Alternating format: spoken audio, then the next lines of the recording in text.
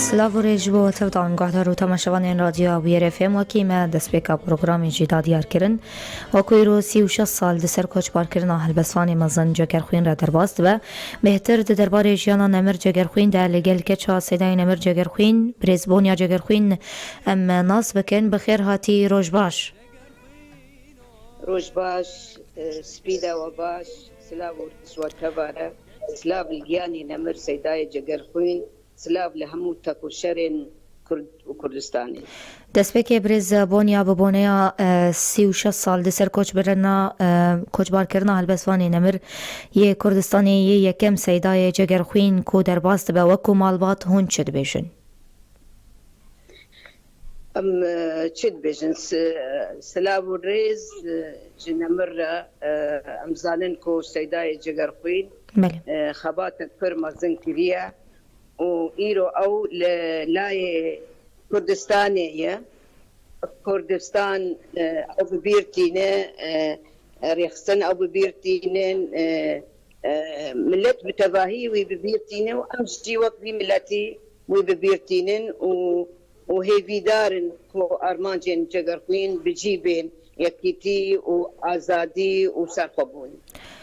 بله دریا پوسته که را برز بونیا لسر رو پلا خویا فیسبوکی تبحثا شوا کوچا داویان مر جگرخوین کریه تناوی شوارش لیکر ناوی شوارش تلیکر گر تو بحثا یان جاردن تجمره و جو گهدارو تماشوانین مره بحثا وی شوی بکه همو هورگلین وی جیوه بیجه بله براستی سیدای جگرخوین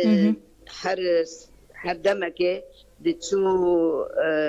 كنترول دكرش بود الإعفاء تختو جير قد كو تباشي ونما حوجيت كنترولي بك وهات مالي كان روتير تشون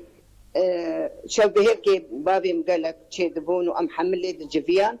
ويسوي أزنتشوم الجوز هنا كي وسطياي بوم أزنتشوم تلفون جمر بكرن وقبرد من الصباح زيبهم ويسوي بابي مقالك وش دبيجي وهالبسطة دبيجي وشعري كبن ايه عربي دبيجي وكبنا في سياستي وش دبي لا ابي مبريم وانا دبيجني شبالاتي ايرو تقالك تشتاد السرهم ايه دبي والله هاتم بير عمود والله ذاكرات قالك باش تبقى تشتاد بيرتينا أزنتشوم نيبي شافيس بشتي تعدد دوس لسي تلفون عمل يكت تلفون جيل برسري مبو مدسي خدا دسكي تلفوني مديت آزاد تلفوني دي بريم آزاد جي ميوانداريش روسيا أتبو مالا بابي من بله مراهج دسكي تلفوني مغو كيه غو آزادم ترسيا البرجنقي مغو آزاد سعد دوس سي شافيت شفاية غو بابي ما تشو غو نبا غو تشو مغو كيتشو ما نبابي من وبالي والله بابي من راب ورج و يجي بمر بي خمجينية باربك يدي منا قناة تشاوا زاروك المزفيان تشاوا أتلتات مدربات تشاوا أتشوم قش نايب تشاوا يعني الشاش وديت لاي آبي مو براك أخو رحمة خدي الواب حد وجي سنة سدلو بانيافا لدقل دري أوجي بندي منن قو أم ترمبيل كي بقرن وهارن مالا بابي وأمجان مالا بابي من دري فكري بوشوا أم درباس بون وأزدين ومنما زاني بو أزي تشبكم أز ندكت برام روجك سيداي جگرخوين أفقاما بلند روجك أزوي سر لفيني وي بيدن ببينم من أو قد باور نذكر زاقي مرو ناخواز بابي مرو هره از مهجوم از چوم گو میریش که گو از هر هندری گو اولیه هنا گو ناو هنا گو اری دیسا گو هر برا ببینه جبو دلی تک تبچی از چوم بابی خودیت او بابی قرناس او بابی هجا او بابی دنگی بلند بی دنگ لسر جي خوا دسي خدا سريني وقت جمر گرم بخياد كر دستي كر ماشي كر ومبان كر يا بورا تناكب تناب زياده خافي سردور هدي شون تلفون فكرنج ري خسنارج دزغه سياسي فيدراسيون صباحي تردم اهاتن وشيناوي بردوام وچند روجا وحتى يجمع أسوي أني قامت بلي صد رحمة بوناگیان روجك قالك خمگين بو بله بريزبونيا دخزن مالباتا خوا تم بدن عصين هون چند كسن هون شيرو ببكن بلي أم بينز خوبون دبرابون خوهك ما سينم لبغداد تشوسد لوفانيا خوا وبري سيش مهاجي برايم كيو كسرة تناس كرن أو جي تشوسد لوفانيا خو بينا قصيا كوروناي ورحمة قدين حد من قالك خمجين كرن كيو براسيا من خمجين كرن مرناوي ولو هات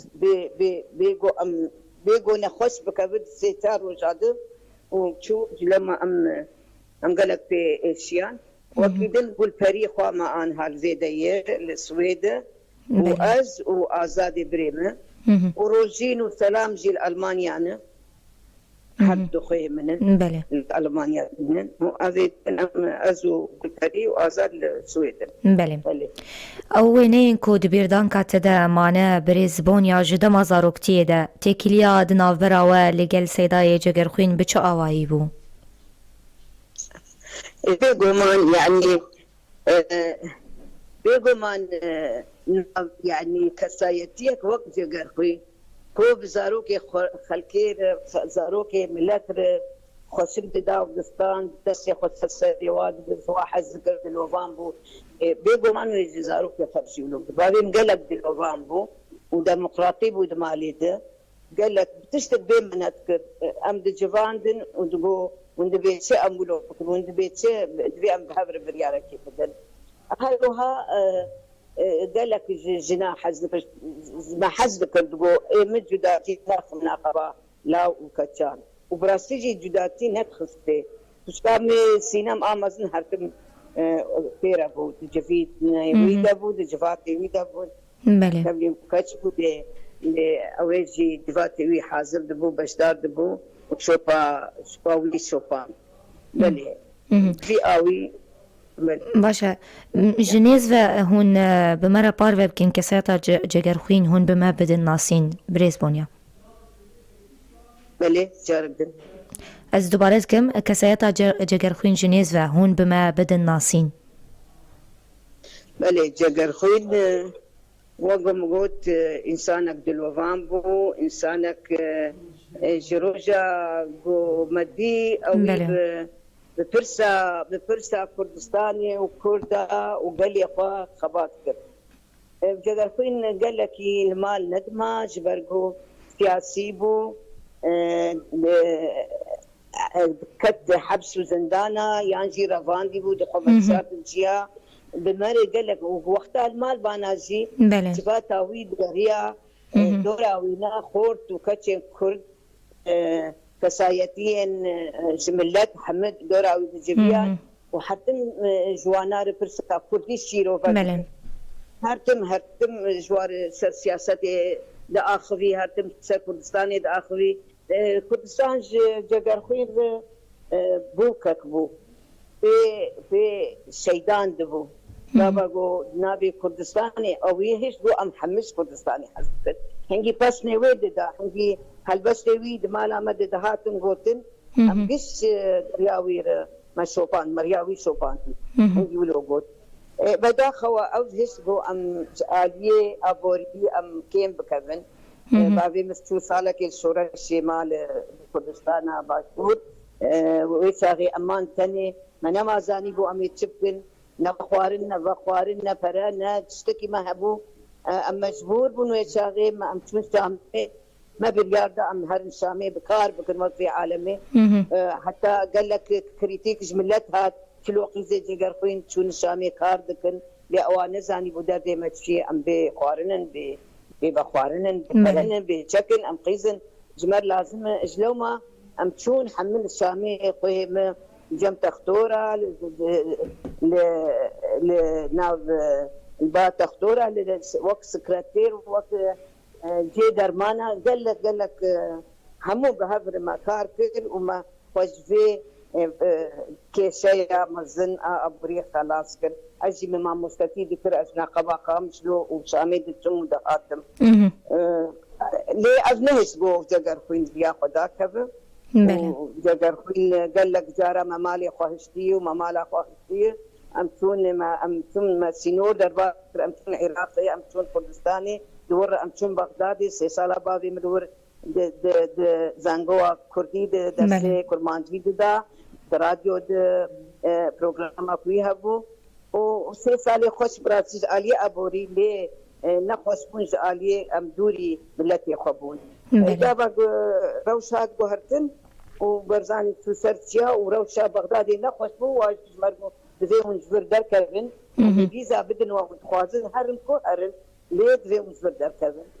تسعة ما بريار بس بهذا أم فجرن قامش لوكا أبيني أم فجرن ناف بلاتي إخوة أم ناس تجي أم فجرن قامش لو بمخابن وقت أم هاتن قامش لو اللي بوتشر هذه مبرن شامية وأمشي خصن أوتيلا هداي أنا أوتيلا حداد أوتيلا حداد شندروجا أم الويدا بن شعب دهشتن كسنة تشينا بيت جماعة تاغو هناك تشندرو درباس بون إدي مروشكي ما أم حوان أم جموينها تند ما أمان حتى مسفور خانيتي وأن فقريان إيش ومرزا بري وتنبون وفقيرتي ليه تبي ويجي أم بلك يخوصبون أم نكارم بي ملتي بجي براستي حتى أم أنا السويد نجي أم بصال دهات نقامشلو أفتن صالي داوي بتكي أم يعني أم ما زند بن هدي أم نما ريج مرة خوشن أم كي ما سيكر لي فار أزهات نقامشلو وما بيار دا أم حرصال بين ليه بدا خواف كورونا نخوش سر مدهار وأمنا ما كان هنا هرنو نبين براكي مسخوب كورونا بري شش ماهات شو رحمة خلي لي بو المريه وب صدر رحمة بونا يعني بريز بلم بريز بونيا باندورا سيداي جاگرخوين لسر كساياتاتا وكو باف دسبيكي بشترا وكو هالبسوان چه باندور لتكي بلي ديگو من باندورا وي او روشين قو بمربو بافي ما تكالي بمرد كد جارنا وجانا جيب من لتر بوقو بري مقود ليدي ساجي ما هناك دم مش خرجي قطار كيلو بما هناك دم غير بالدمان هرتم ريا راس بيش مكتب هرتم دقوت مالي دنياي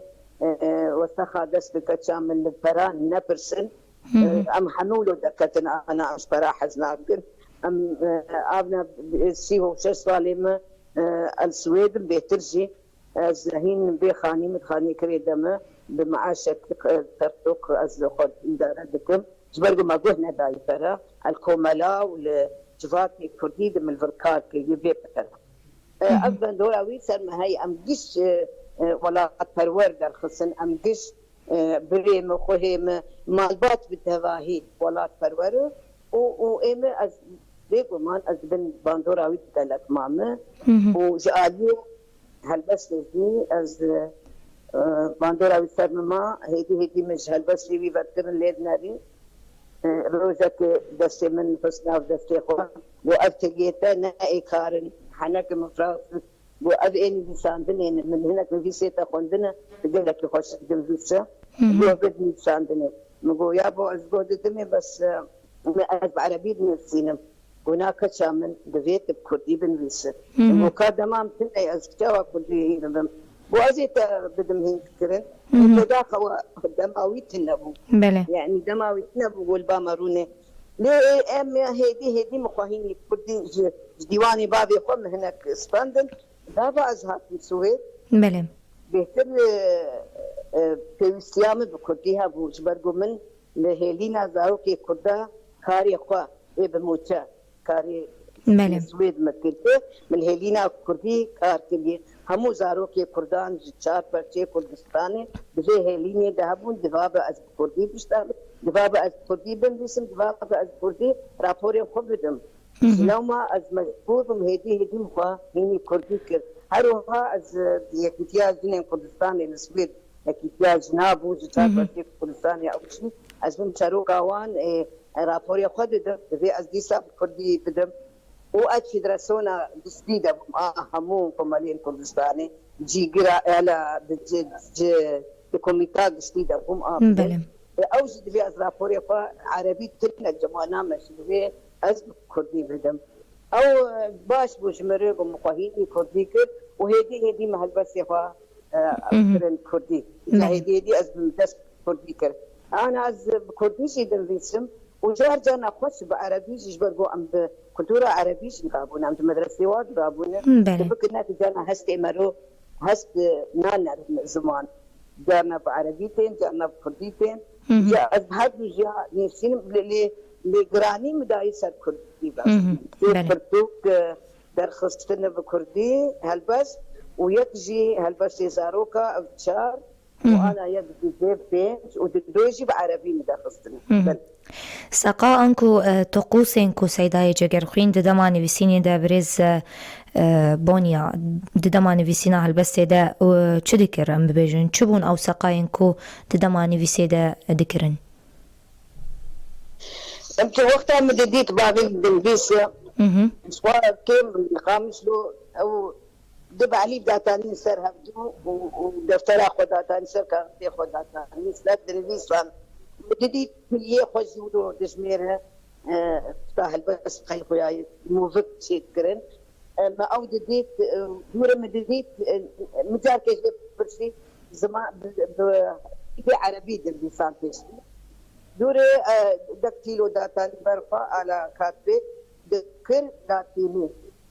زنفري جان نسخة كسوية كسوية جميع دماء وذكر دسين نسخة زبوغو هم قانافن لكن مجيت السبابة تشمات لو دكر لأن نزح ما تفر وكتشام أز هيني بي ولو نفساندني بوما ليد بي أز بكم حرفي لاتيني جبو بيشاروزي دبي لاتيني أو مددي وبيتري جارة صباحي بالنسان جارنا بالشف داويا شفي ودا خوتي برام السويد جانا بيا من جير قلت فيلم في فنان بالبيل امراض دغو كسر حكي بكسين تاريخ از تشتك هاتي برام دبي الاسم يرودنش خريط الانسان بله يعني فيها هي نفيسي خدكر چاوا او خونيزيكي نيفساندن كر او جكره دسبيكي او نيفساندن دخوند ولا كي بهاتا جمال زوار دخوند دغو فاي ما ابني نفيسان زوار دخوند ام ازواج هاغي زاروك بوم يعني ام وكم مشتركوت ام قالك خوها مي ما ظن زيكي ويبو بلكي جير دخان بس ام زاروك ام دبتت ايا مسؤولوتنا ابو تاني مدديت ميفانتين وتشنو ديفات الدورة بابي مهل بس خوين نفيس ياخد بيجي ام تشو هيدي وقتها ملزمهم من بلد بيتر السويد من بابي ديتي يعني بيت او كان صار في السويد ما قزنش براسي وكذا زيدا ما ولدتي ام برهمين وي ام بحسا برهمين وي بكن شو ديارن اللي تاكو قحدارو تماشوان ما بهتروان جنيز و ناس بكن برهمين وي حشت ديوان در خصمون فارج ديوانك نه در خصم بناب خوشفان او ديوانا داوي اشفائي هلبس وي بيشينه حزار وناسد وبيشتو حفان ده شيء كربو لنا تشابنا كربو افدسبيك امنا ازنا قاضي اكبر لرحمتي بريم قلت ما عندنا قين ديوانك وهي ام بدهن كبر يعني في بنائس لسيبون عليها فكرن وباستي باردر كل سنه باشور هذا لك درباس مصطفى درخست يعني بونا ديواني وي وسيو يكزينا تشابكلي هنا الارشيفاوي دان المالا بريم كيو كسرا توي رحمتي براسي فيتا غيمانا ما تشتكنا ليفانديو وهين امدين ام نزان ام دري جادور الارشيف هذه بلاد ام تشاوب كنزان بس نفي السوي هنا كبير آنين چاپ کرنا وان برهمان لرخو هنا بريزبون يا زحمتي بوهاي وان چاپا وان گرا وان بيغومان هم جوان هاتن چاپ کرنج برگو سويت فراد دا چاپ خانه قريبون چاپ بكن هن جوار دمين هن ددن خديه وي فيها وي هنا هاتن چاپ کرن هنجي هنا كانت بيت فراب دوانا عزيزة منك مانه قالك دزقه سۆز دانە ئەس نزانم پێچ پاسەیە لێ سۆز دانە بۆ تشتێ ماییزی چاپ بکرد. ئەو سامان و میراسی جگەرخوینیە نویساندی وەکو بەرهەم تەعانی سەر زمان و 31 بەرهەم هینمانە نەچاپکرینە نەوسا. بەێ ئجا ئەف ناو چیرۆک و تەرجەمەی یەکجێ ژیانە یەکی ئیرانی هاتی کوشتن ولو وەک چیرۆک تەرجەمە کریژ فارسی کوردی هن ولۆنە هن تەرجەمە خودی زانە دومانە نەمشتەرگۆت هینە ئەم لە ئەرشیفاوی ئەم بنەگەریان برێمە بێتر تەکەلی دتر لێ ئانا ئەم دبێ ئەم مەجبورن ئەم وەک ماڵبات ما گڤالا ئەم لە ئەرشیفێ بنن بنە چایی بکن چاوا بکن سەر بکن. ئەمە پرسا داوی شتە بکەن نەوەک کە چاجەگەرخوین وەک هەلبەستوانێک ژن هون چاوە هەلبەستێن سەیدا دنرخینن. ئەس بێژم نزانم ئەس بێژمە ئەو کەسێن گۆ بنرخینن دناو کوردا گەلک کێمن ئانا ئەتمۆسفەرە کوردا ئانها هەناسێ گۆ دناو مەدە دەڕوتێ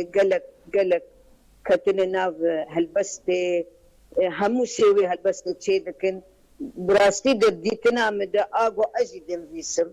یعنی ئەم ئەگەر مادام کلاسیکە ناکهێ ئەو ئەستا بۆ ئێبەری مەنیساندن جەگەرخوین و ئێبەری جەگەرخوین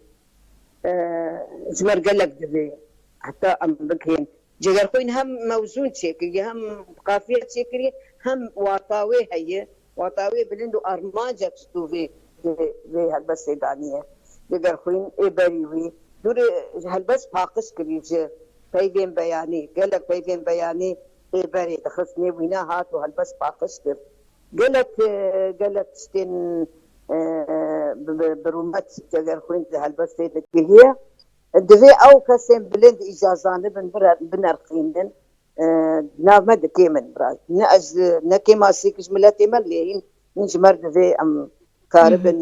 هەرن دبستانە نرخاندنێ هین ببن ئەم کریتیک بکن ئەم زانبن ئەف باش و ئەف خراب